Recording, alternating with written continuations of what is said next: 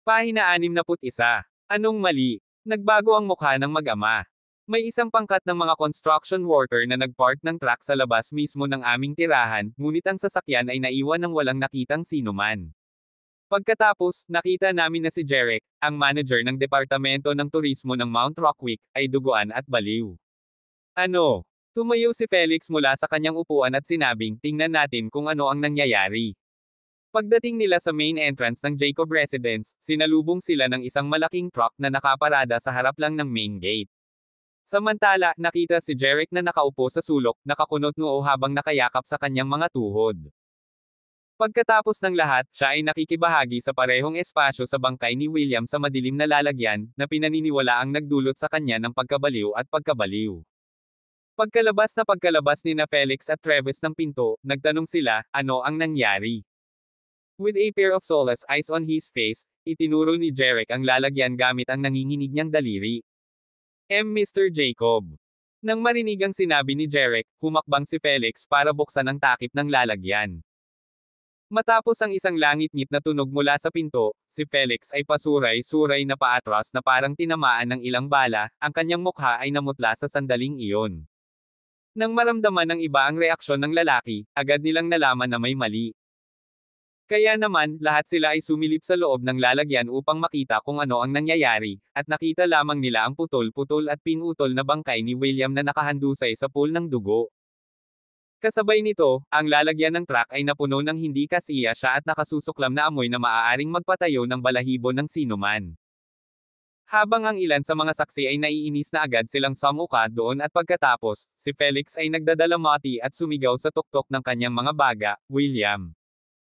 Kung tutuusin, si William ang pinakapaborito at bunsong anak niya sa kanyang mga anak, kaya nadurog ang puso niya na makita siyang namatay sa isang kahindek-hindek na kamatayan. William. Pasuray-suray na sambit ni Felix, halos mawala na siya ng malay nang himatayan na siya. Tatay. Mabilis na hinawakan ni Travis ang kanyang ama at sinabihan itong hilahin ang sarili. You need to calm down, Dad. Kailangan nating malaman kung sino ang pumatay kay William. Nang makarating sa kanyang ulo ang mga sinabi ni Travis, idinilat ni Felix ang kanyang mga mata at humakbang patungo kay Jeric, hinawakan ang huli sa kanyang kwelyo at tinanong siya. Tell me, who the F*** pumatay sa anak ko? Samantala, mukhang mas kalmado na ngayon si Jeric habang tumugon ito sa nanginginig na boses, ay it a man known as Mr. Peterman, pero wala akong masyadong alam sa kanya. Mr. Peterman. Diniinan ni Felix na may banta sa mukha. Bakit pinatay ng lalaking iyon ang anak ko sa napakasamang paraan? Sumagot si Jeric, si Mr. Peterman ay nagpahukay sa kanyang mga tauhan ng 2 kalansay mula sa Mount Rockwick, ngunit nang tapakan ni Mr. Jacob ang isa sa kanila, ang taong iyon ay nabaliw at pinatay siya. Mga kalansay. Ginoong Peterman. Nang marinig ni Felix ang 2 salitang iyon, natigilan siya at nabigla. Tinabi niya si Jeric at tumingin kay Travis. Dalhin mo ang bangkay ni William sa House of Mercy. Pagkatapos nito, puntahan mo ako sa study. Sige po, Ama. Nang sabihin sa kanyang anak kung ano ang gagawin, si Felix ay bumalik sa pag-aaral na nakayuko at naupo sa upuan sa paraang abalang-abala. Sa sandaling iyon, tila siya ay tumanda ng 10 taon pagkatapos ng nakakagulat na pangyayari sa pagkamatay ng kanyang anak. Pagkatapos ay itinoon niya ang kanyang mga mata sa labas ng bintana, ang kanyang isip ay binaha ng walang katapusang kalungkutan at pag-aalala. May naghukay ba sa mga labi ni Xavier at ng kanyang asawa mula sa pamilya Peterman? Bumalik ba ang ina po ng pamilya Peterman para sa paghihiganti? Sa isiping iyon, napataas ang kilay ni Felix at bumulong sa sarili, sandali lang. May kaugnayan ba sa Peterman family ang pagkasira ng Summers Residence? Dahil kung oo, malalagay tayo sa malaking problema. Ilang saglit pa, itinulak ang pinto, kung saan lumuluhang pumasok si Travis. Dad, inihatid na po ang bangkay ni William sa House of Mercy. Tumango si Felix na nagdadalamati pa rin sa kanyang pangungulila. I compile ang mga pangalan ng mga dadalo sa libing ni William. I'm going to honor him with a grand funeral in 5 days. Huminga siya ng malalim at kinalma ang sarili. Siya nga pala, sigurado ka bang nabura ang Summers family dahil lang sa napunta sila sa maling panig ni Ares? Baka may iba pa tayong hindi alam. Hindi, wala nang iba. Umiling si Travis. Wala rin akong narinig na balita tungkol dyan. Paano ang lupang pinagtayuan ng Summers Residence? Balita ko binili ito ni. Huminto sandali si Felix na baka sa mukha ang takot. Mr. Peterman. Bagamat noong una ay hindi niya pinansin ang bagay na iyon dahil inaakala niyang ang bumibili ay isa lamang mayamang tao na interesado sa kapirasong lupa, hindi niya maiwasang maramdaman ang kanyang balahibo na tumindig sa pag-iisip kay G. Peterman. Dad, ano ang tingin mo kay Mr. Peterman? Is this guy trying to plot against US? Tumango si Felix at sinagot ang glacial na mukha, malamang nobody lang ang lalaking iyon, kaya huwag na natin siyang alalahanin. Kung sakaling maglakas loob siyang magpakita muli, balatan ko siyang buhay para ipaghiganti si William. Samantala, inutusan ni Paulo si Leroy upang makipag-ugnayan sa isang kumpanya ng arkitektura para sa pagtatayo ng Peterman Family Cemetery pagkatapos na bigyan ang kanyang mga magulang ng tamang libing. Nang matapos na ang lahat, sumakay siya sa kanyang sasakyan at hinawakan ng mahigpit ang manibela, nanginginig ang kanyang mga daliri na parang baliw. Habang natagpuan ang labi ng kanyang mga magulang, napagtanto niyang malapit na rin siyang matuklasan ang isa pang mamamatay tao. Maghintay lang at tingnan, Jacobs. Sa sobrang galit niya, namula ang mga mata ni Paulo nang magsimula siyang mag-isip na lipulin ang buong pamilyang Jacob, ngunit biglang naputol ang malakas na ringtone ng kanyang telepono sa kanyang pag-iisip. Pahina 62. Noon ay napawi si Paulo sa kanyang pagkamuhi at pinunasan ang kanyang mukha habang nakaramdam siya ng pasasalamat na nagawa niyang pigilan ang kanyang sarili na lumunin ng puot at paghihiganti. Kung tutuusin, pinunasan niya ang Summers family dahil dati niyang iniisip na si Randy lang ang may pananagutan sa pagkamatay ng kanyang mga magulang, ngunit nalaman niya na ang bagay ay hindi kasing simple ng lumilitaw.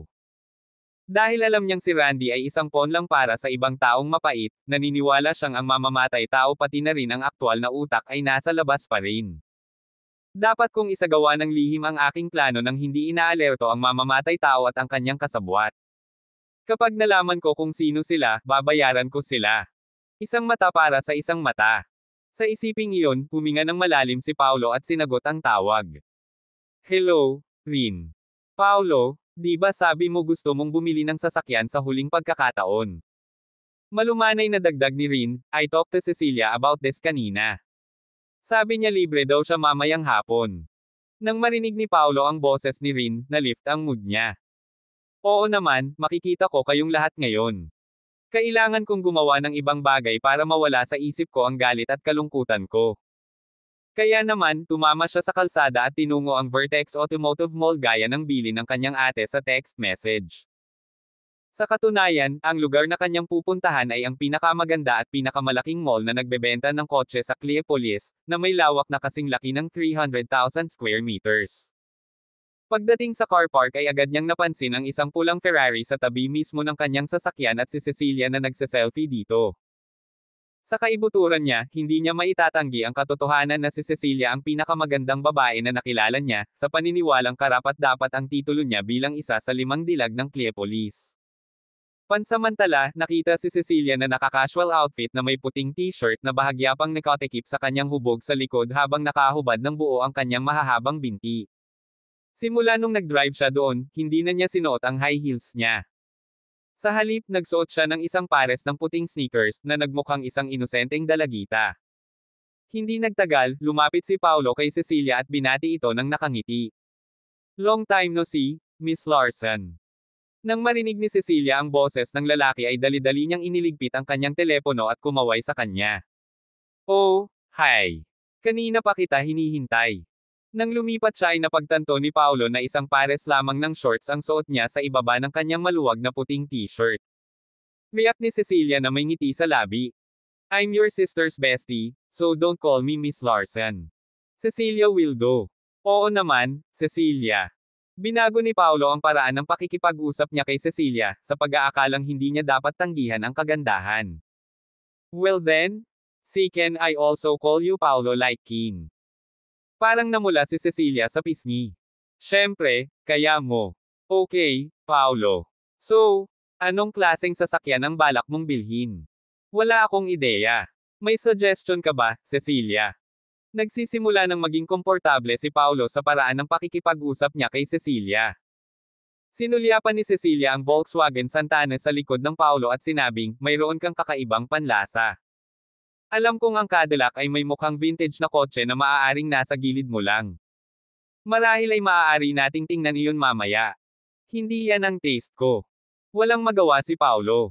Ang kotse na iyon ay ibinigay sa akin bilang isang regalo, ngunit ngayon ay naghahanap ako ng isang mahinhin na hitsura. Sasakyan. Noon napagtanto ni Cecilia na mali ang naisip niya.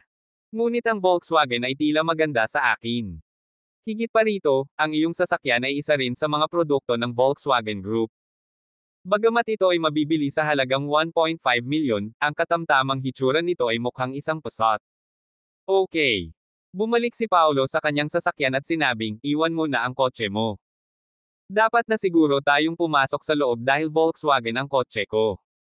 Who knows, I can even trade this ride in and even get a discount worth a few hundred. Natahimik si Cecilia nang marinig ang sinabi ni Paulo.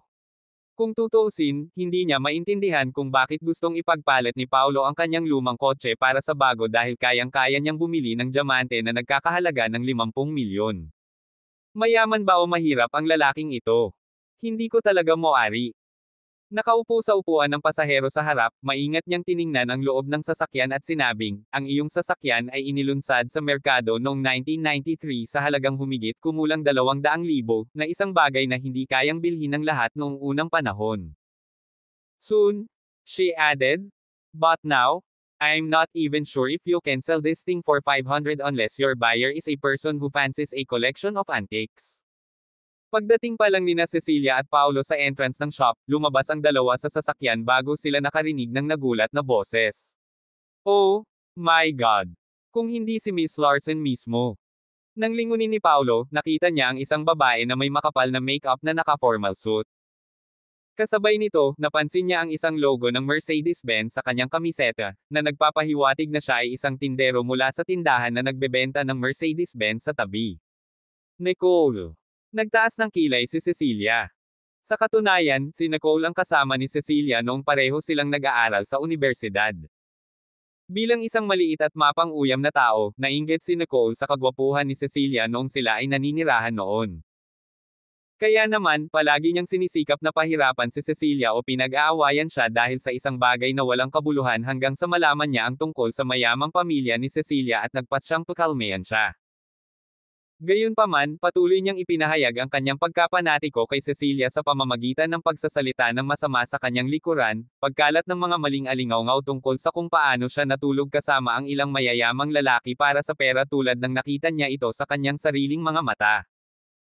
Dahil sa mga tsismis na iyon, si Cecilia ay dumanas ng diskriminasyon at negatibong paghuhusga saan man siya pumunta at sa huli ay kinailangan niyang magpahinga ng 1 taon sa paaralan dahil sa matinding depresyon bago ipagpatuloy ang kanyang pag-aaral. Kaya naman, nang muli niyang makilala si Nicole, hindi niya maiwasang maalala ang masasakit na alaala na iyon, ang kanyang mukha ay namutla na parang puting kumot. Sa sumunod na segundo, hinawakan niya ang kamay ni Paulo at sinabing, halika, alis na tayo. Sa kaibuturan niya, ayaw niyang magkaroon ng anumang bagay sa mga katulad ni Nicole, sa takot sa gulo at sa kuna na ay dudulot sa kanya ng masungit na babae. Pakiusap. Tumigil ka na sa panggugulo sa akin, Nicole. Gayunpaman, hindi hahayaan ni Nicole na umalis si Cecilia ng payapa habang humahadlang ito sa kanya at tinutuya siya. Hindi ba't mayaman ka noon? Ano na ang nangyari sa iyo ngayon? Pahina 63.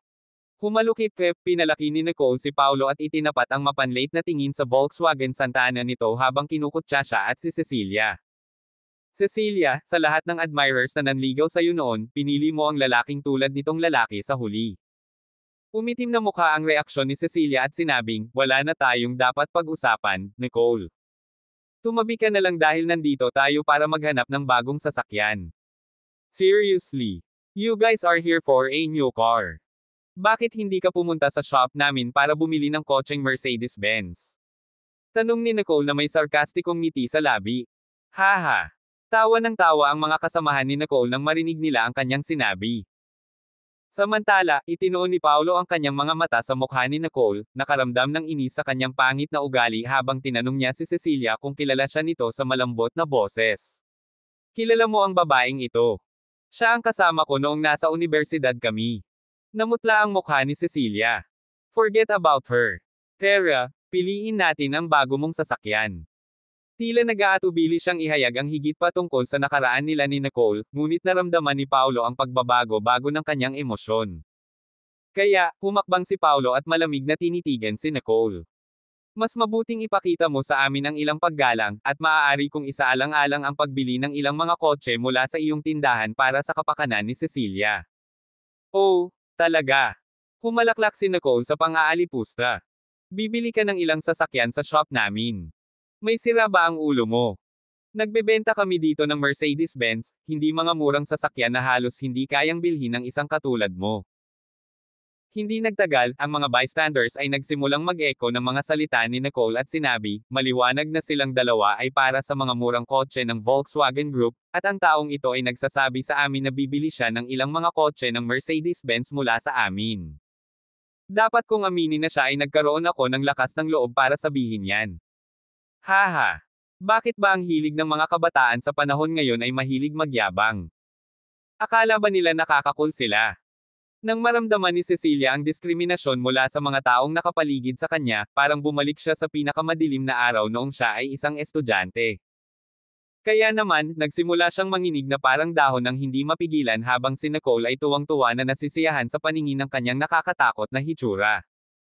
Sa kaibuturan ng puso, masaya si Nicole na sa wakas ay mapahiyan niya si Cecilia at magpakita sa kanya ngunit naiinggit pa rin sa kanya dahil hinahangaan siya ng maraming lalaki kahit lumipas na ang mga taon. You know what, Cecilia? You should probably get off your high horse, girl. You're so cheap that you had to settle with a guy who drives a Volkswagen Santana, so please stop acting like you're every man's dream girl. How dare you? Namutla ang mukha ni Cecilia. Pinulupot ni Paolo ang kanyang braso sa balikat ni Cecilia at humingi ng tawad kay Nicole. Bibigyan kita ng pagkakataong itama ang mali bago pa man maging pangit ang mga pangyayari. Humingi ka ng tawad kay Cecilia ngayon na. Gusto mo humingi ako ng tawad sa kanya. Sino sa tingin niya? Nilaybot ni Nicole ang mga mata sa itaas. Ako ang pinakamagaling na tindero sa paligid, at ang mga taong nakakasalamuha ko ay pawang mga big shot, ngunit ikaw. Habang ang isang basurang tulad ni Cecilia ay sapat na upang mahuli ang iyong mata, hindi man lang ako nag-abala na tingnan ka. Kaya, how dare you demand that I apologize to her? Sa katunayan, naging close si Nicole sa ilang malalaking shot na mayroon siyang hard disk na puno ng mga video na kuha sa motel. Gayunpaman, nang ikwento niya ang mga sandaling kasama niya ang mga lalaking iyon, hindi siya nahiya dahil sa kaibuturan niya, mas hinamak niya ang kahirapan kaysa sa kahalayan. Hanggat may paraan para ibenta ang mga sasakyan at kumita ng mga komisyon, gagawin niya ito kahit na sa halaga ng dignidad at pagmamataas. Hindi nagtagal, tinukso niya si Cecilia at sinabing, ang sanggit mo noong mga estudyante pa tayo sa ating unibersidad. Kahit na ang crush ko ay kabilang sa mga hinahangaan mo na parang aso na dinaikit ang dila sa amo para sa pagkain, ngunit nagbago na ang lahat. Ako mas mayaman ako kaysa sa iyo, at ang iyong lalaki ay hindi karapat-dapat na maging aking hinahangaan. Sa isang glacial look sa kanyang mukha, binalaan ni Cecilia si Nicole na huwag itulak ang kanyang kapalaran. Nicole, mas gugustuhin kong iwan ang nakaraan natin, kaya mas mabuting huwag mo nang ipilit. O ano? Anong gagawin mo kung itulak ko? Mayabang na nagtaas baba si Nicole. Alam mo ba? Bibigyan kita ng 20% na diskwento kung hahayaan mo akong i-record ang pagluhod mo habang binibigyan ako ng kawtaw bago ko i-forward sa chat group natin sa klase. Sa ganoong paraan, makakaalis kayo ng boyfriend mo. Isang Mercedes-Benz at mamuhay ng maligaya magpakailanman. Nag-react si Paolo na may malamig na tingin sa kanyang mukha at sumagot, bakit hindi ka lumuhad at bigyan si Cecilia ng kawtaw sa halip habang near-record ko ito at ipinapasa sa sarili kong chat group. Bilang kapalit, bibili ako ng 8 sa ang iyong pinakamahal na mga kotse. Nang marinig ng lahat ang tugon ni Paolo, tumawa sila ng malakas kasama si Nicole, sa pag-aakalang nag-lip service lang ang lalaki. Ang sabi lang ba niya bibili siya ng 8 sa pinakamahal naming sasakyan? Ang laki ng bunganga niya dyan. Hindi nagtagal, nakuha ng kanilang tawanan ang atensyon ni Harry Thomas, ang manager ng shop na nagbebenta ng mga sasakyang Mercedes-Benz. Nang dumating si Harry upang imbestigahan ang kaguluhan, nagtanong siya na may nakakunot na mga kilay sa kanyang mukha. Anong nangyayari? Bakit ang daming tao dito? Mr. Thomas, may isang mayabang dito na nagtatangkang manggulo sa atin. Sabi niya kapag lumuhad ako at bibigyan siya ng kautaw, bibili siya ng 8 sa pinakamahal na sasakyan sa aming tindahan. Ipinaliwanag ni Nicole ang sitwasyon ngunit inalis ang bahagi na siya ang nagdudulot ng lahat ng gulo sa pamamagitan ng pag-provoke muna kay Cecilia. Ano? Nakakainis. Sinong nagsabi niyan? Natuwa si Harry sa isang segundo, sa pag-aakalang yayaman na siya mula sa napakalaking sale noong buwang iyon, ngunit nang mapansin niya ang Volkswagen Santana sa likod ng Paolo ay nagdilim ang kanyang mukha. Kalokohan. Anong ginagawa niya sa tapat ng shop natin? Masisira lang niya ang negosyo natin sa ganoong paraan. Pagkatapos ay ikinaway niya ang kanyang kamay sa pagkadismaya at sinubukang itaboy ang mga ito. Sabihin mo sabay-sabay silang umalis. Samantala, tinakpan ni Nicole ang kanyang bibig at tumawa ng nakakatuwang. Narinig mo ba yon, Cecilia? Sinabihan ka lang ng manager namin na umalis ka, but mind you, hindi sa akin nanggaling ang mga salitang iyon. Nagsalita siya sa mayabang na paraan na ikinaiinis ni na Cecilia at Paolo. Sa kabilang banda, nag-react naman si Cecilia na may walang pakialam na ekspresyon sa mukha. Hindi kami pumupunta sa tindahan mo noong una, kaya bakit mo naisip na mapaalis mo kami dito ng walang magandang dahilan? Ay oo nga. Paano ko makakalimutan? Hindi mo kayang bumili ng Mercedes-Benz. Nagkunwaring tinapik-tapik ni Nicole ang likod ng ulo niya at tulala. Murang Volkswagen lang kaya mo. Haha. Pahina 64. Pagkatapos, kumaway si Nicole sa mga empleyadong nakatayo sa pasukan ng Volkswagen Group. Hoy! Nandito na ang mga customer mo, kaya ano pa ang hinihintay mo? Bilisan mo at tanggapin mo sila. Kung nakapagbenta ka ng Santana, malamang na makagawa ka ng komisyon na nagkakahalaga ng ilang daan. Sa sandaling ipinarinig ni Nicole ang kanyang mga salita, nagtawanan ang kanyang mga kasamahan sa harap ng mga empleyado ng Volkswagen Group, na nakitang may madilim na mga ekspresyon. Bagamat palagi nilang tinatangkilik ang moral at kinukonsinti ang kanilang panunuya at pangungutya, nasaroon sila ng loob na ipahiya ni Nicole at ng kanyang mga kasamahan sa harap ni na Paolo at Cecilia. Kasabay nito, si Leo Whitaker, na siyang manager ng Volkswagen Group, ay nasulyapan si Cecilia na walang emosyon ang mukha habang naglalakad siya palapit kay Paolo at magalang na sinabi, "Sir, may naiisip ka bang kagustuhan? Maaari kaming mag-ayos ng test drive para sa iyo. Gusto kong kumuha ng Phaeton." Sa sandaling marinig ni Nicole ang pagbanggit ni Paolo kay Phaeton, sinadya niyang mag-overreact at kumulog, "Oh my God! Ano ang narinig ko? Gusto mong bumili ng Volkswagen Phaeton?" Pagkatapos ng lahat, habang ang Land Rover at Mercedes-Benz ay malawak na inaprubahan ng mga tao sa buong bansa, ang Volkswagen Group ay tila hindi ibinahagi ang pag-endorso, lalo na ang seryeng Phaeton nito. Sa kabila ng mga katulad na hitsura sa pagitan ng iba pang mga kotse nito at Passat, ang kanilang presyo ay maaaring umabot sa higit sa 1.5 milyon. Sa katunayan, ang mga limousine na edisyon ng serye ay maaaring nagkakahalaga ng higit sa 2.4 milyon. Kaya naman, nang mabalitaan ni Nicole na gustong bumili ni Paolo ng Phaeton, naisip niya kaagad na nagbabayad ito ng lip service. Sa kabilang banda, si Leo, na mukhang natutuwa, ay nagsabi, "Aayusin ko kaagad ang test drive." Haha! Si Harry Thomas, ang superior ni Nicole, ay tumawa at kinutya si Leo. Halika, Leo. Napakaraming taon ka na sa trabahong ito, kaya hindi mo ba nakikita ang mga taong ito? Nagsasayang ka lang ng gasolina sa pagbibigay ng test drive sa isang tulad niya, o sadyang ganyan ka lang? Desperado na gumawa ng isang benta na wala ka ng pakialam. Nicole echoed her superior's words and said, "Tingnan mo siya. Mukha ba siyang kayang magbayad ng 2 milyon? Parang gusto niya lang mag-selfie ng ilang beses sa test drive at ibahagi ito sa kanyang social media account para maging cool ang kanyang sarili." Samantala, nakita si Leo na may malungkot na hitsura sa kanyang mukha dahil nag-aalinlangan din siya na kayang bayaran ni Paolo ang isang matamis na biyahe, ngunit gayunpaman, nagpasya siyang sumunod sa kanyang profesionalismo at tretuhin ng tama ang bawat customer. Kaya, hindi niya pinansin ang panunuya ni Harry at ng kanyang mga subordinate at ibinaling niya ang atensyon kay Paolo. "Sir, please come with me if you're interested in a test drive." Papasok kami mula sa back entrance. Gayunpaman, winagayway ni Paolo ang kanyang kamay at sumagot, "No need for a test drive. Mangyaring tingnan ang aking Volkswagen Santana at tingnan kung ito ay maaaring ipagpalit at magamit upang mabawi ang presyo ng isang bagong kotse." Nang marinig ang mga salita ni Paulo, lahat ng iba ay tumikim sa paghamak, na iniisip na ang Volkswagen Santana ng Paulo ay nagkakahalaga ng humigit kumulang 800. Higit pa rito, wala sa kanila ang nakarinig ng tradisyon ng pangangalakal sa mga lumang kotse upang mabawi ang presyo ng mga bago. Haha! Tawa ng tawa si Nicole.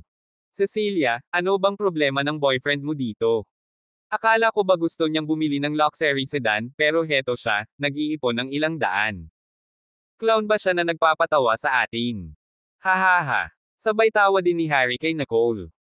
Mahigit isang dekada na akong nagbebenta ng mga kotse, ngunit ito ang unang pagkakataon na nakarinig ako ng isang tao na sinusubukang ipagpalit ang kanyang Volkswagen Santana para sa isang bagong Phaeton. Napakagaling. He then wiped off his tears of glee and said, "If you can't work things out, you might as well sell him a new Santana with some discount." Oh my god. This is so funny. Haha. Sa kabila ng mapait na tingin sa mukha, patuloy pa rin ang pakikitungo ni Leo kay Paulo na may magalang na ugali. Sir, hindi kami nagtra-trade in dito, pero kung gusto mo talagang ibenta ang kotse mo, pwede kitang bantayan kung may interesadong bumili ng kotse mo para makolekta. Oo naman. Tumango si Paulo. Pakisuri ang halaga ng aking sasakyan at bigyan ako ng isang quote.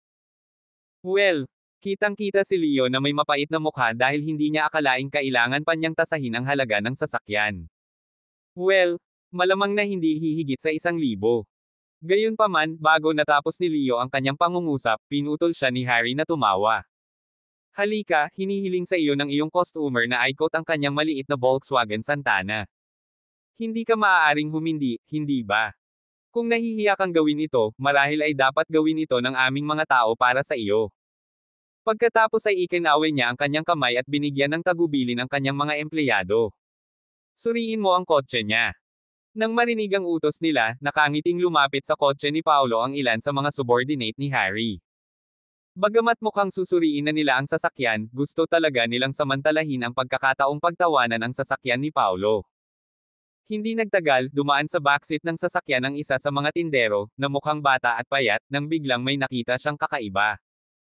Pagkatapos ay inilabas niya ang tila isang card mula sa pagitan ng mga unan at tinanong ang sarili kung ano ito sa pagkataranta.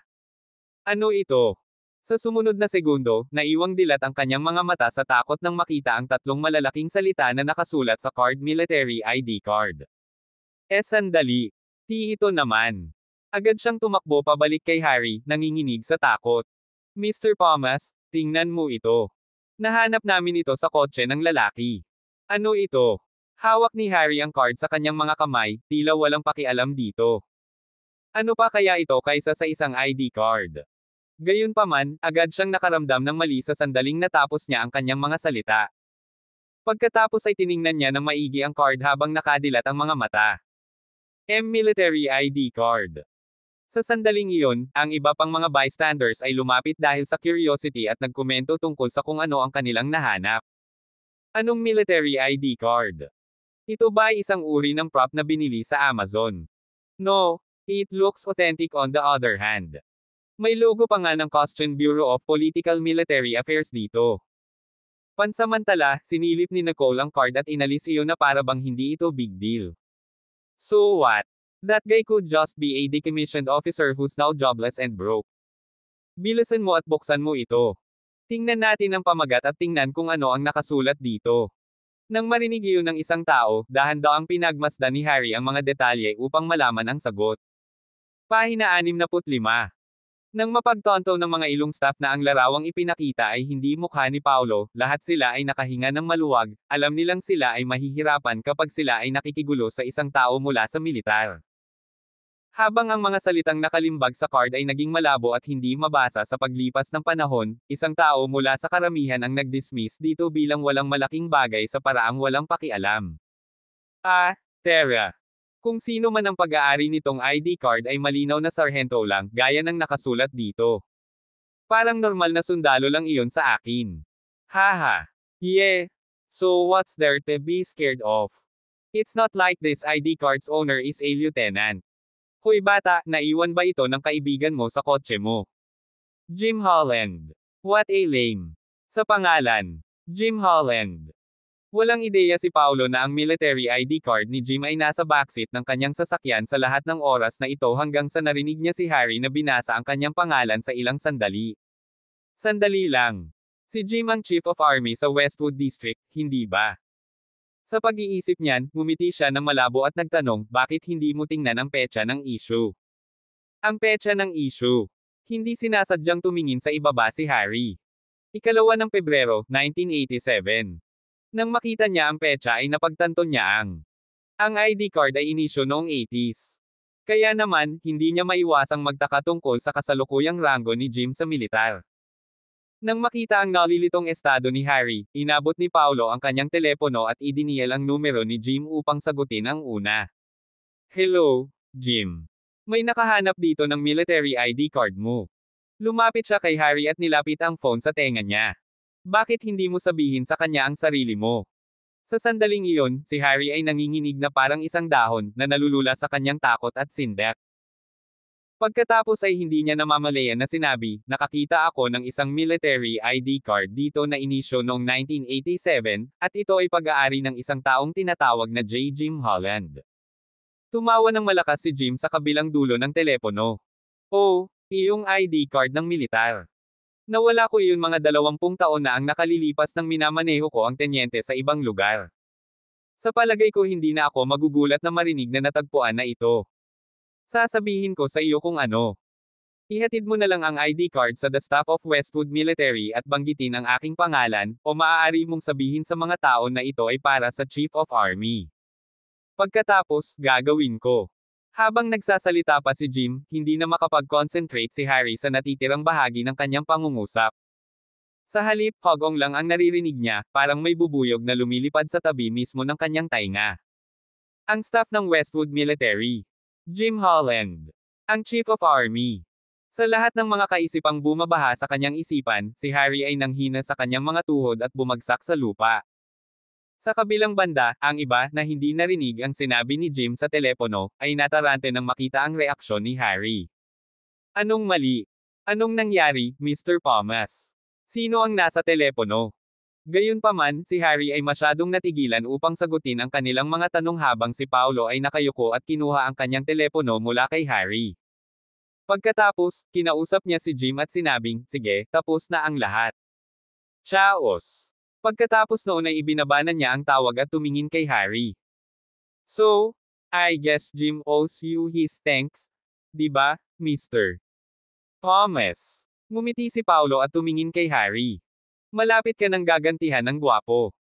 Nang mapansin ni Paolo kung paano casual na ibinaba ni Paolo ang telepono nang makipag-usap sa Chief of Army, hindi napigilan ni Harry ang panginginig ng kanyang mga paa habang binabasa niya ang sarili sa proseso.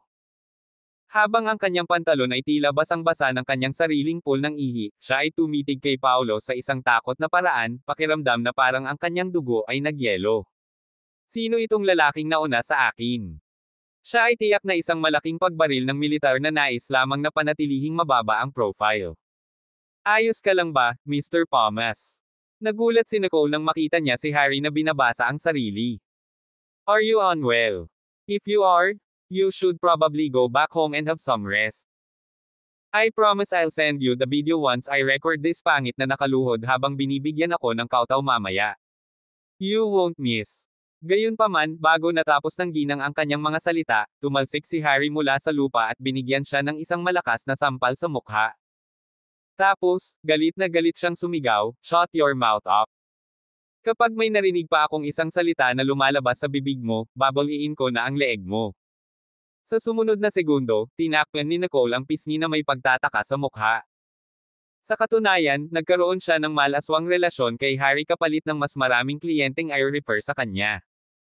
Gayunpaman, hindi niya inaasahan na si Harry, na magiliw sa kanya sa kama, ay sasampalin siya sa harap ng napakaraming tao. Mr. Thomas. Sa sandaling tinawag niya si Harry, iniwas ng lalaki ang kanyang braso at binigyan siya ng isa pang sampal sa mukha. Sabi ko manahimik ka. Matapos ang dalawang sampal sa mukha, makikita ang dugong tumutulo mula sa sulok ng labi ni Nicole nang makaramdam siya ng pagkahilo. Samantala, ang ibang mga empleyado ay natarante sa kanilang nakita, nag-iisip kung ano ang mali kay Harry at kung bakit siya may hahampas sa kanyang tagiliran. Habang ang mga bystanders ay patuloy na nanunood sa pagtataka, Harry pathetically gumapang papunta sa Paulo paa at humingi ng tawad. I'm so sorry, sir. It's all my fault. Patawarin mo ako sa aking kabastusan. Paulit-ulit siyang humingi ng tawad habang nakayuko sa paanan ni Paulo. Habang may iba pang mga tagapamahala at mga tindero mula sa iba pang mga tatak ng kotse sa mga bystanders, lahat sila ay huminga ng malalim nang makita si Harry. Samantala, isang empleyado mula sa Eastwell, isa pang tindahan ng pagbebenta ng kotse, ang nakitang natigilan. Teka, ano ba? May nakikita ba ako? Si Mr. Thomas ba yun na nakaluhod at nangungulit sa isang tao? Hindi rin ako naniniwala sa mga mata ko. Sabay rigid na tumango ang tindera sa tabi niya. Oh, gosh. Sino ba itong binatang ito? Ano ang ginawa niya para matakot ng husto ang manager ng Mercedes-Benz shop? Anak ng mayamang tao, I guess. Nang marinig ang bulungan ng iba, hindi napigilan ni Harry na magreklamo sa sarili sa loob. Bakit ang isang napakahusay na tulad niya ay magmaneho ng isang lumang Volkswagen Santana? Higit pa rito, bakit niya gustong ipagpalit ang kanyang lumang kotse para sa bago? Paano ko malalaman na isa siyang military big shot na may mababang profile? Samantala, malamig na tumingin si Paulo kay Harry at nagtanong, iniinsulto ako at ang kaibigan ko ng mga empleyado mo. So, anong gagawin mo dyan? Pahina 66. Nang marinig ang mga salita ni Paulo, biglang nanginig si Harry. Agad niyang ibinaling ang kanyang ulo at umungol kay Nicole at sa iba pa, bilasan mo at humingi ng tawad sa Ginoo at sa babaeng ito. Nagkatinginan ang mga empleyado ng tindahan ng Mercedes-Benz, at namutla ang kanilang mga mukha. Napagtanto nilang lahat na may mali, at nakagawa sila ng kakilakilabot ngayong araw. Sabay-sabay, nanginginig na humakbang ang iilang empleyado ng Mercedes-Benz. Paumanhin. Kami ay hindi alam. Lumuhod ka. Galit na sigaw ni Harry. Plop. Plop. Sa isang iglap, lahat ng empleyado ng Mercedes-Benz ay napaluhod. Nanginginig na parang dahon, napahiga sila sa lupa, hindi man lang naglakas loob na itaas ang kanilang mga ulo. Si Nicole naman, tinakpan niya ang kanyang mamula-mulang pisngi at tulala siyang nakatayo doon, habang siya ay tulala. Anong kalokohan ang nangyayari dito? Ilang segundo lang ang nakalipas, ipinagmamalaki pa rin niya na sa wakas ay mas magaling siya kay Cecilia. Bakit luluhod sa kanya ang manager ko nang wala sa oras? Bago niya maisip ito, iniluwanan ni Harry ang kanyang pangalan sa isang dagandong. Nicole. What the hell are you doing? Bakit hindi ka lumapit at humingi ng tawad? Puno ng hindi makapaniwala ang mga mata ni Nicole. Humihingi ka ng tawad sa lalaking walang pera at sa mabahong B***ert na ito. Sa sandaling magsalita siya, halos maiihina naman ni Harry ang kanyang sarili. Napakawalang utak ng babaeng ito. Ngayon na tayo ay hanggang sa puntong ito, hindi ba niya naiintindihan ang sitwasyon? Bigla siyang tumayo, sumugod sa tabi ni Nicole, hinawakan ang abdo nito, at umungal, kung gusto mong ligawan si kamatayan, huwag mo akong kaladkarin. Ikaw. Ginulo mo talaga ang buhay ko. Habang nagsasalita, hinagis niya si Nicole sa paanan ni Paulo. Mabilis na humingi ng tawad sa dalawang ito. Napahagi si Nicole ng husto kaya nalaglag ang kanyang maayos na abdo, na iniwan siyang magulo, hindi tulad ng dati niyang sarili. Dahan-dahan niyang inangat ang ulo niya at tumingin kay Cecilia na nakatayo sa harapan niya, ang pangit ng ekspresyon. Feeling exhilarated, Cecilia said, Paulo, hayaan mo silang lumuhad dito. Bumili muna tayo ng sasakyan. Oo naman. Pagkatapos ay bumaling si Paulo upang kausapin si Leo, ang pangkalahatang tagapamahala ng Volkswagen. Tara na at tingnan natin ang mga sasakyan. Oo. Please, hayaan mo akong ipakilala sa iyo ang iba't ibang mga modelo ng aming tatak. Walang lakas ng loob na baliwalain si Leo at dali-dali siyang dinala sa VIP reception room. Habang pinapanood silang pumasok sa kwarto, mapait na tanong ni Nicole, Mr. Thomas, what do you mean by this? Why do you want me to apologize to them? Habang nagsasalita siya, tatayo na sana siya habang inaalalayan ang lupa gamit ang kanyang mga kamay. Hawakan ang iyong mga kabayo, nagngangalit si Harry ng kanyang mga ngipin at hiniling. Walang sino man ang pinapayagang tumayo bago kanya payagan. Mr. Thomas. Ibinuka ni Nicole ang kanyang bibig, at isang nakakatakot na ideya ang biglang pumasok sa kanyang isipan. Hindi kaya isang walang kwentang simpleng tao ang taong iyon. Hindi lang siya isang walang kwentang simpleton, kundi siya ang taong may pinakamataas na katayuan na nakilala ko sa buhay ko. Gulat na sabi ni Harry. Sa kabilang banda, walang imik si Nicole, kasama ang lahat. Natanggap na rin natin dati ang chief ng City Hall. Hindi naman mas mataas ang status niya dyan, di ba? Nang tanungin niya ang kanyang manager, napakaputla ng kanyang mga labi na walang bahid ng dugo.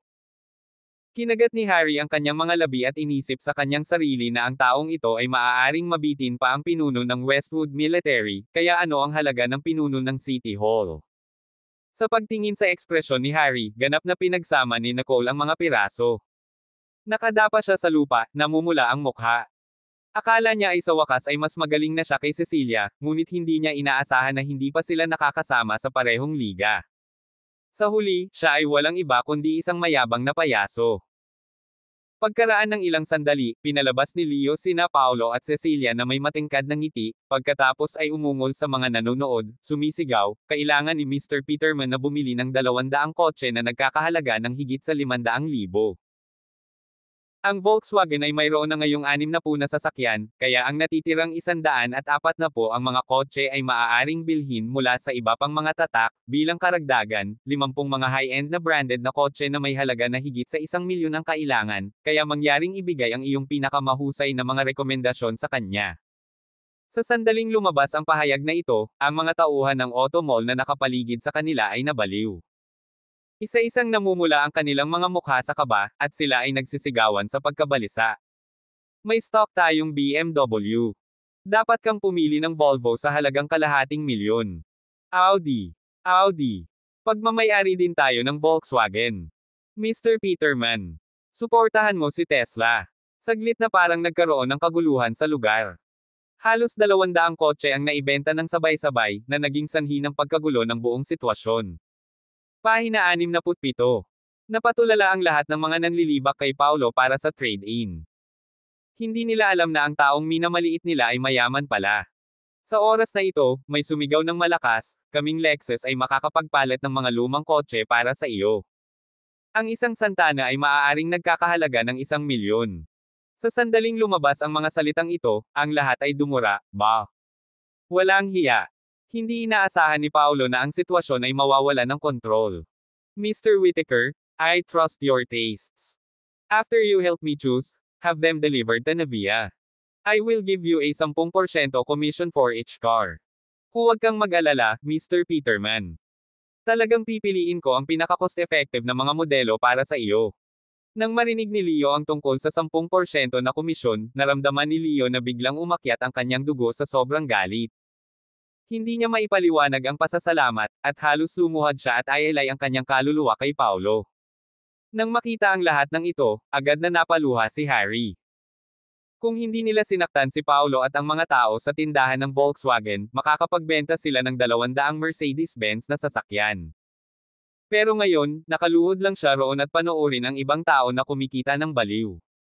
Nicole ang lahat, kasalanan ng batch na ito. Pinandilatan ni Harry si Nicole at nagngangalit ang kanyang mga ngipin, nais na putulin ang kanyang ulo sa lugar. Matapos ipaubaya ang lahat kay Leo upang hawakan, dinala ni Paolo si Cecilia kay Harry at sa iba pa. Mr. Thomas, sa tingin ko ay mas mabuting matanggal sa trabaho ang isang empleyadong tulad ni Nicole. Ano sa tingin mo?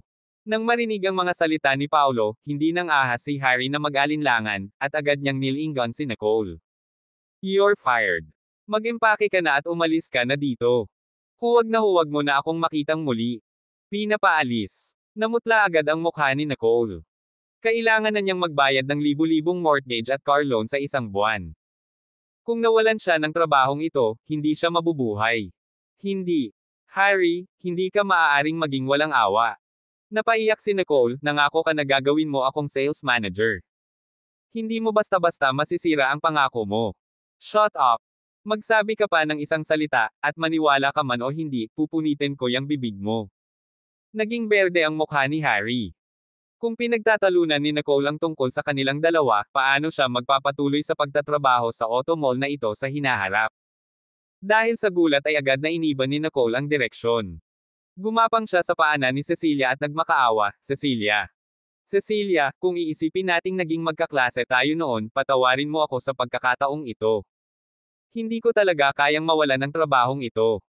Naiinis na tumingin sa kanya si Cecilia at walang pakialam na sinabi, gaya ng sinabi ko, wala akong sasabihin sa iyo. Kung tatanggalin ka man o hindi, nasa amo mo na lang at walang kinalaman sa akin. Cecilia. I beg you. Please talk to your boyfriend, please. Todo panik si Nicole at napayuko sa paanan ng dati niyang kaklase. Kinuna ng litrato ni Paolo ang kanyang nahihiyang hitsura gamit ang kanyang telepono at sinabing may A. Ngumiti, Cecilia, ipapadala ko sa iyo ang video. Gaya nga ng sinabi niya kanina, pwede nating ipakalat sa iba mo pang kaklase. Nang marinig ito, agad na namula si Nicole. Nawalan siya ng trabaho, at ngayon nawalan din siya ng mga kaklase. Sa ilalim ng ilang minuto, nawala sa kanya ang lahat ng kanyang itinayo. Nakita ni Cecilia ang kanyang abang hitsura na humihingi ng awa. Sa wakas ay nailabas ko na itong hinaing na naipon ko sa loob ng maraming taon. Sa wakas, may liwanag sa dulo ng tunnel. Sa sandaling ito, ang tingin na ibinigay niya kay Paolo ay hindi na lamang kuryosidad at paghanga kundi higit na pasasalamat. Gayunpaman, hindi siya isang hindi makatwirang babae, kaya hinailan niya ang sulok ng kamisete ni Paolo at sinabing, Paolo, tayo na. Ayokong makakita ng ganitong klaseng tao ngayon pa. Okay, let's go. Hindi na muling nilinggan ni Paolo sina Harry at Nicole, pinaalis si Cecilia. Pagkaalis nilang dalawa, pinaalis ni Harry ng security si Nicole at ang kanyang mga gamit palabas ng pinto ng tindahan ng Mercedes-Benz nang walang sabi-sabi. Seryoso niyang naramdaman na patayin siya doon, kaya hindi niya ito hinayaang manatili pa ng isang segundo.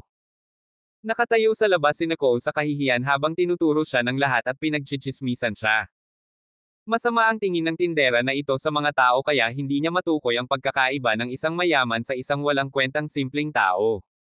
Paanong magbenta ng sasakyan ng isang taong iyon? Tama. Nakita ko sa isang sulyap na ang babae sa tabi ng mayaman ay si Miss Cecilia Larsen. Miss Larsen. Balita ko engaged na siya sa young master ng Carter family. Bakit may kasama siyang ibang lalaki? Nang marinig ang talakayan ng lahat, naramdaman ni Nicole ang pagbabago ng kanyang ekspresyon nang hindi sinasadya, at mabilis niyang kinuha ang kanyang telepono para tawagan ang isang boss na minsan niyang pinagsilbihan. Hey, Mr. Jordan, kilala mo ba si Shane Carter? Nakita ko ang fiancé niyang niloloko siya sa ibang lalaki. Pagkalipas ng 2 araw, may tanawin na makikita sa Navia. 20 malalaking double-decker na truck ang isa-isang pumarada sa parking lot sa harap ng gusali ng opisina, at bawat isa ay may 100 bagong sasakyan. Bukod dito, lahat sila ay mga high-end na luxury model. Sa pagtingin sa mga kotse na ito, ang lahat ng mga empleyado ay nagsimulang magchismis. Para saan ang lahat ng maraming sasakyan na ito? Ibibigay ba sa atin bilang end-of-the-year prizes? Hehe, dream on. May mga Lincoln na mahigit 3 milyon ang halaga dyan. Tuwang-tuwa din si Rin. Nakatanggap lang siya ng tawag mula sa isang taong tumatawag sa kanyang sarili na Mr. Johnson. Sinabi sa kanya ng lalaki na ang mga sasakyang ito ay ibinigay kay Navia ni G. Peterman upang gantimpalaan ang mga empleyadong naging tapat at hindi nagdepekto noon. Mr. Peterman. Gumalaw ang puso ni Rin. Baka si Paolo. Pahina 68. Gayunpaman, agad na tinanggihan ni Rin ang ideya. Makatuwiran para sa aking kapatid na magkaroon ng kaunting pera, ngunit ang mga kotse na ito ay umabot sa daan-daang milyon, kaya paano niya ito kayang bayaran? Lumabas siya ng office building at bumulala sa mga curious na empleyado. Everyone, curb your curiosity. These cars are really your awards. Sa sandaling lumabas ang pahayag na ito, ang lahat ay nagkagulo. Maging si Benjamin at ang iba pa, na kanina pa maghahanap kay Rin, ay tumingin sa mga sasakyang ito nang may pananabik at palihim na nanumpa na sila ay mananatiling tapat kay Navia hanggang kamatayan. Ngunit, sinulyapan ni Rin ang lahat at bahagyang idinagdag, hindi lahat ay karapat-dapat na tumanggap ng parangal na ito. Ano? Hindi lahat.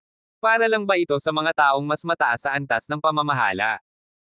Nagkatinginan ng lahat habang naghuhula sa kanilang mga puso, habang si Benjamin at iba pa ay mukhang nasisiyahan. Kumpiyansa sila na sila ang mga haligi ng kumpanya, at malamang na sinisikap ni Rin na manalo sa kanila sa ganitong paraan para hindi na sila kumalas at sumama kay Alex. Mr. Gibson, congratulations! Mukhang makakakuha ka man lang ng Jaguar XJ. Oo, inggit ako. Palibhasa'y pinasaya siya ng kanyang mga nasasakupan, tumawa si Benjamin at sinabing, pagkatapos kong makuha ang kotse, hahayaan ko kayong lahat na magsaya sa pagmamaneho nito. Binigyan sila ni Rin ng masamang tingin at nagpatuloy, ngayon, ang mga nasa listahan na babasahin ko ngayon ay maaaring lumapit at kunin ang susi ng sasakyan. Sasha Hampton, sa iyo ang BMW X5 sa transporter no? Isa. Salamat, Presidente. Ay, nako. Salamat. Isang babae ang humakbang, namumula ang mukha sa kaba. Sa panahon ng company crisis 2 days ago, pinalayas siya ng mga tauhan ni Alex dahil tumanggi siyang ipagkanulo si Rin. Noong panahong iyon, akala niya ay mawawala na siya ng trabaho. Sa hindi inaasahang pagkakataon, hindi lamang siya nawalan ng trabaho, ngunit nakakuha din siya ng kotse na nagkakahalaga ng higit sa 800,000. Mike Lam, sa iyo ang Lexus RX sa unang track. Stephen Cole, sa'yo na yung Volvo S90 na yan. Ibinigay ni Rin ang mahigit 60 sasakyan ng sabay-sabay, ngunit hindi pa nababanggit ang pangalan ni Benjamin. Ramdam ni Benjamin ang pagtibok ng kanyang puso sa kanyang dibdib. Iniipon ba niya ang pinakamahusay para sa huli? Gayunpaman, pagkatapos bigyan ni Rin ng Volkswagen CC si Gus, ang security guard na nagbabantay sa sahig ng kanyang opisina, nagtapos siya, tapos na ang kasalukuyang round ng mga reward para sa mga tapat na empleyado. Ang iba pang mga sasakyan ay magiging motibasyon mo. Kung sino ang gumanap ng mahusay. Dahil doon, naghiyawan ang mga tao, at ang lahat ng mga empleyado ay hindi na makapaghintay na ibenta ang kanilang mga kaluluwa sa kumpanya ng sabay-sabay. Ang pangit lang ng ekspresyon ni Benjamin. Maging ang security guard ay nakakuha ng sasakyan, ngunit hindi man lang siya nakakuha ng gulong. Sa pagtingin sa kakaibang mga tingin ng lahat, naramdaman niya na ang kanyang dignidad ay nakababa na sa gutter, kaya umalis siya pagkatapos ihagis ang kanyang manggas. Habang si Nevia ay puspusan sa pamamahagi ng mga reward, pinaandar ni Paulo ang kanyang bagong kotse sa Summers Residence. Ngayon ay pipirma si Leroy ng kontrata sa isang construction company para sa pagtatayo ng Peterman Family Cemetery, kaya sinadya niyang tingnan. Nang makita si Paulo, mabilis at magalang na humakbang si Leroy. Mr. Peterman, dumating na ang representative ng Codrington Construction. Let's go. Ikaw pa rin ang baalang makipag-ayos sa kanila, though. Manunood lang ako. Napangiti si Leroy. Mr. Peterman, mas maganda ang pakiramdam ko sa presensya mo. Ang bulwagan sa harap ng Summers Residence ay mukhang madilim matapos masunog. Nakaupo sa isang upuan ang isang lalaking naka-floral shirt na may hawak na kutsilyo at 2 walnut. Sa likuran niya ay nakatayo ang mahigit 12 binata na nakasuot ng itim na suit, bawat isa ay mukhang mabangis at tiyak na hindi mga normal na bodyguard mula sa mga regular na kumpanya ng seguridad. Umupo si Leroy sa tapat ng lalaki at naglagay ng dokumento sa mesa sa pagitan ng dalawa. Mr. Stephen Cooley, ito ang construction contract na ginawa namin. Kung walang problema, pipirmahan ito ng 2 partido, at maaari kang magsimulang magtrabaho sa hapon. Napapikit si Stephen sa kontrata, ngunit hindi man lang niya ito ginalaw habang diretsyong sinabi, I'm not gonna look at it further. Ayon sa rules ng company natin, dapat triplehin mo muna ang presyo. Ano? Nang marinig na hiniling ni Stephen na triplehin nila ang orihinal na alok, binago agad ni Leroy ang kanyang ekspresyon. Lampas na sa market price ang binigay na presyo ni Mr. Peterman. I suggest that you don't push it, then I don't care. Nag-cross-leg si Stephen at nagtaas baba. This is the rule of Codrington Construction. Inihagis niya ang kontrata sa harap ni Leroy. Baguhin ang presyo para mapirmahan natin agad ang kontrata at simulan agad ang construction. Muling nagbago ang mukha ni Leroy. Mr. Cooley, napag-usapan na namin ito dati. Paano mo mapapalitan ang kontrata on the spot? Nagtaas ng kilay si Stephen. Bata ka pa ba? Dalawang magkaibang bagay ang pakikipagnegosasyon sa presyo at pagpirma ng kontrata, di ba? Malinaw na sinusubukan mong samantalahin kami. Hinampis ni Leroy ang mesa at galit na idinagdag, kahit mayaman si Mr. Peterman, hindi kami mangingikil ng ganito. Extortion. Bumaba ang mukha ni Stephen. Ang Codrington Construction ang nangunguna sa industriya sa Cleopolis, kaya huwag kang maglakas loob na sir-on kami. Sa komento, galit na galit si Leroy kaya iniunat niya ang kanyang kamay patungo sa gate. Mr. Cooley, please leave. Hindi na kami makikipagtulungan sa kumpanya mo sa pagpapagawa ng Peterman Family Cemetery. Hihihi. Imbes na bumangon at umalis ay ngumisi si Stephen, Mr. Johnson, para kang bata talaga. Alam mo ba na bawat industriya ay may kanya-kanyang patakaran? How would anyone dare to take over the project? Nainteresado sa Codrington Construction. Pahina 69. Napakalaki ng pagtatayo ng Peterman Family Cemetery, at si Paulo mismo ay handang gumastos ng pera. Sa makatuwid, ang mga kinakailangang materyales at mga pamantayan sa konstruksyon ay higit sa pamantayan ng industriya. Matapos makumplito ang order na ito, ang kita na nakuha ay masasabing isang astronomical figure. Sa sobrang dami, paano magiging handa ang Codrington Construction na ibigay ito sa iba? Kung hindi nila makuha ang kontratang ito, hinding-hindi rin sila papayag na kunin ito ng ibang kumpanya. Matapos pakinggan ang mga sinabi ni Stephen, napakunot ang noo ni Leroy at sinabing, anong ibig mong sabihin? Sa dinami-dami ng construction company sa Cleopolis, kaya ba ninyong lahat na i-monopolize ang lahat ng kontrata? Alam niya na makapangyarihan ang Codrington Construction. Kung hindi, hindi niya pipiliin na makipagtulungan sa kanila. Pero ang hindi niya inaasahan ay magiging ganito kabuli ang kumpanyang ito. Sumandal si Stephen para ilagay ang mga braso sa mesa, saka nag-cross fingers at tinitigan ng masama si Leroy. Natatakot ako na hindi mo pa alam kung saang pamilya kabilang ang Codrington Construction, tama ba? Ang alin? Ang Lawson family sa Cleopolis. Ang lakas ng boses ni Stephen bigla. May maglalakas loob bang makipaglaban para sa negosyo sa Lawson family? Nang marinig iyon, biglang namutla si Leroy. Ang Lawson family ay malapit na makipag-ugnayan sa parehong legal at ilegal na mga paraan, at sila ay gumawa ng isang kapalaran sa paglalakad sa gilid ng kutsilyo. Nagkaroon din sila ng napakalapit na relasyon sa lahat ng mga bigwig sa lungsod. Sa katunayan, napakahusay ng kanilang reputasyon na kahit isang mahirap na bata mula sa nayon sa bundok na tulad niya ay nakarinig tungkol sa kanila. Kung talagang kabilang sa Lawson family ang Codrington Construction, walang maglalakas loob na kunin ang proyekto ng Peterman Family Cemetery. Walang ibang gusto si Leroy kundi sampelan ang sarili ng malakas. Sa lahat ng kumpanya, paano niya pipiliing magtrabaho sa kumpanya ng pamilyang ito? Ibinalik niya ang tingin kay Paulo sa takot na baka sisihin siya ng kabilang partido.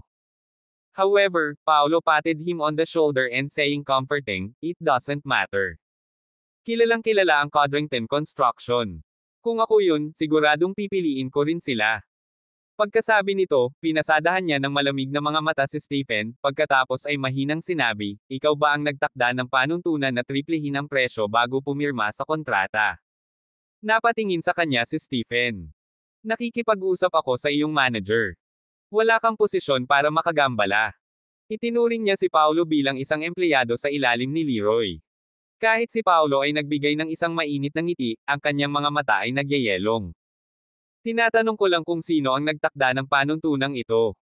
Medyo natakot si Stephen nang makita niya ang tingin ni Paulo, kaya hindi niya namamalayan na sumagot, it was set by young Master Lawson, the vice chairman of R.N. Kumpanya. Young Master Lawson. Si Peter Lawson ba? Mukhang nagulat si Stephen. Kilala mo ba siya? Saglit kaming nagkita minsan. Paf! Nakahinga ng maluwag si Stephen nang marinig ang sinabi ni Paulo. Ang daming nakakilala sa kanya. Huwag mong isipin na makisali sa kanya para sa koneksyon, you little brat. Malamig na sabi ni Paulo, bibigyan kita ng dalawang pagpipilian ngayon. Isa, pirmahan ka agad ang orihinal na kontrata at magsimula sa pagtatayo, o dalawa, sumuko at hayaan ang ibang kumpanya ang pumalit. Hindi ako pupunta sa peking pumili. Kinaway-kaway ni Stephen ang kanyang kamay at idinagdag na walang kabuluhan, kung mayroon kang kailangan, subukan mo lang at tingnan kung sino ang naglalakas loob na kunin. Kahit na may mga taong maglakas loob na pumirma ng kontrata sa iyo, hindi kita papayagan. Itayo mo ang sementeryo ng maayos. Nang makita ang mayabang na anyo ni Stephen, mariing naikuyom ni Leroy ang kanyang mga kamao. Kinagat niya ang kanyang mga ngipin at sumigaw, you are taking advantage of this deal. You're asking for too much. Tama. Ako nga. So ano? Nagsindi ng sigarilyo si Stephen at nagbuga ng usok sa mukha ni Leroy. Ililibing mo ang ama ng iyong amo sa Peterman Family Cemetery, tama. Masasabi ko kaagad sa iyo na kapag hindi ka pumirma ng kontrata sa Codrington Construction, maniwala ka man o hindi, kahit na ang sementeryo ay ginawa. Hindi siya makakahanap ng kapayapaan sa kanyang kabilang buhay. Ikaw. Sa sobrang galit ni Leroy ay halos pumutok ang mga ugat sa kanyang noo, at gusto niyang punitin ang mayabang na mukha ni Stephen. Ulitin mo ang sinabi mo. Tumingin si Paolo kay Stephen na may malamig na ekspresyon, at ang boses niya ay kasing lamig ng yelo. Paano kung gagawin ko? Napaawang ang labi ni Stephen. Kung hindi mo kami hahayaang kumita dito, masisiguro ko na kahit ilibing sa lupa ang mga buto ng patay, huhukayin ka namin ulit. Bumagsak na lang ang boses niya nang ihampos ni Paolo ang kamao niya sa mesa ng malakas. Natatakot ako na kahit makuha mo ang pera, hindi ka mabubuhay para gastusin ito. Natigilan si Stephen sa kanya saglit, tapos tumawa siya at sinabing, ha ha ha ha. I have been in this business for so many years, and this is the first time I have encountered someone who dares to threaten me. Pagkatapos ng ilang malalakas na tawa, bigla siyang tumigil sa pagngiti, iwinagayway ang kamay sa likod niya, at sumigaw ng malakas, mga lalaki, ipakita mo sa dalawang batang ito kung ano ang maaari nating ibigay sa kanila. Dati, may mga taong ayaw baguhin ang presyo sa kontrata, ngunit sa banta ng karahasan, lahat sila ay tinanggap ang kanilang kapalaran sa huli. Kaya naman sa pagkakataong ito ay ganoon din ang ginagawa niya. Naisip niya na pagkatapos mabugbog pareho sina Paolo at Leroy, tiyak na masunurin silang pipirma sa kontrata. Nang marinig ang utos ni Stephen, humakbang lahat ang mga lalaking nakaitim na suit. Sa kabilang banda, namutla si Leroy at sinabi kay Paolo, mauna ka na. Haharapin ko sila. Binubugbog lang. Naniniwala akong kakayanin ko. Walang pakialam na tumingin si Paolo kay Stephen. Bibigyan kita ng huling pagkakataon. Chance. Nagpapanggap ka pa goddamn hero.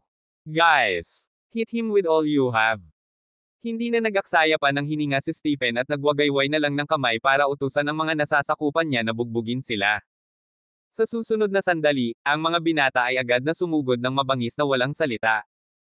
Nag-aapoy ang mga mata ni Leroy, at mariin niyang ikinuyom ang mga kamao, handang lumaban, habang dahan-daang bumuga ng usok si Stephen habang mukhang panalo. Sa sandaling ito, ay nalalayan ni Paolo ang mesa gamit ang isang kamay at tumalon, at sa susunod na sandali, bahagya siyang lumapag sa tabi ni Stephen. Dahil doon ay umikot ang mga talukap ni Stephen, at bahagyang nanginig ang kamay niyang nakahawak sa sigarilyo. Biglang nagsitayuan ang mga balahibo sa buong katawan niya habang nanlamig siya sa kinatatayuan ng maramdaman niyang may bomb-ulong sa kanyang mga templo. Kung ayaw mong pumutok ang ulo mo, mabuti pang diretso ka na sa akin. Pahina 70. Ang malamig na boses ni Paolo ay umabot sa tenga ni Stephen, na nagdulot ng goosebumps sa buong katawan. Tumutulo ang malamig na pawis mula sa noo ni Stephen habang dahan-daang itinaas ang kanyang mga kamay at takot na sinabi, hindi ako gagalaw. Hindi ako gagalaw. Ang mga lalaking iyon na sumugod pa lang sa tabi ni Leroy ay napahinto lahat bago sila makapagsimula. Isa lang silang grupo ng mga tulisan sa kalye, kaya nang makakita sila ng mga totoong baril, natakot sila ng husto. Mister, sinabi mo kanina na isa ka rin sa amin. Pamilya tayo lahat diba? This will just harm both sides. Itinaas ni Stephen ang kanyang mga braso at hindi man lang naglakas loob na kumilos, sa takot na mawalan siya ng buhay kapag hindi niya sinasadyang kumilos. Sino ba ang pamilya mo? Malamig ang boses ni Paolo. Hindi ka worth it. Nang marinig ito, natakot si Stephen kaya nawala ng focus ang kanyang mga mata. Pwede ba? Taga-police station ka. Sa kanyang puso, maaari lamang magkaroon ng dalawang uri ng mga tao na may mga baril sa kanilang mga kamay, bigwag sa buhay o ang pulis. O officer, young Master Lawson and the captain of the police station are good buddy. You should not shoot. Pag-usapan natin ito sa mabuting paraan. Malapit nang mag-collapse si Stephen sa takot nang nanginginig ang boses niya na parang tupa. Itinutok ni Paolo ang kanyang ulo gamit ang baril. Di ba ngayon ka lang malaki? Tara na. Tapusin mo na ang nasimulan mo. No. No. No. I won't dare to do so. Walang dugo ang mukha ni Stephen ngayon. O opisyal, tumawag ka ng mga shot dito. Sa oras na ito, sinabi ng isang binata na may dilaw na buhok sa tabi niya, Mr. Cooley, pumupunta ako sa istasyon ng pulis halos isang beses o dalawang beses bawat linggo. Pamilyar ako sa mga tao doon, ngunit hindi ko pa nakikita ang taong ito. Dati. Yeah, I've never seen this person before too, may nag-echo. At talagang walang ganoong bigwig sa Solares. Sumimangot ang dilaw na buhok at idinagdag, is this gun fake? Namula ang lahat ng sabihin niya ito, at tumigas ang ekspresyon ni Stephen. Ang mga baril ay hindi isang bagay na maaaring pagmamay-ari ng sinuman. I can't possible be so unlucky that I actually met a man na hindi pulis o big shot pero may hawak na totoong baril, di ba? Ang posibilidad na ito ay mas mababa pa kaysa manalo sa lottery. Boy! Kung maglakas loob kang takutin ako ng larwang baril, maniwala ka man o hindi, papatayin talaga kita ngayon. Walang awa si Stephen sa kanyang mga salita, ngunit hindi gumagalaw ang kanyang katawan. Larwang baril. Itinaas ni Paulo ang gilid ng kanyang bibig. Kung hindi ka natatakot sa kamatayan, maaari mong subukan ito. Ang katabi niyang dilaw na buhok ay sabik na gumawa ng pangalan, kaya sumigaw siya ng malakas, subukan natin. Habang nagsasalita, bigla siyang sumugod kay Paulo. Sabay-sabay, bahagyang gumalaw ang nguso, at isang putok ang narinig. Bang! Nang umalingaw-ngaw ang putok ng baril sa hangin, isang nakagigimbal na pulang tuldok ang lumitaw sa pagitan ng mga kilay ng lalaking may dilaw na buhok sa susunod na segundo. Isang putok iyon sa pagitan ng mga kilay. Lahat ng naruroon ay natakot. Panay ang tingin sa bangkay ng lalaki, halos nakalimutan na nilang huminga. Sa sobrang takot ni Stephen ay naiihi niya ang sarili. Kung hindi dahil sa mga kamay niya sa mesa, matagal na siyang bumagsak sa lupa. Dahil sa takot, lihim niyang pinagalitan sa kanyang puso na karapat-dapat talagang mamatay ang lalaki. Muntik na akong mapatay dahil sa kanya.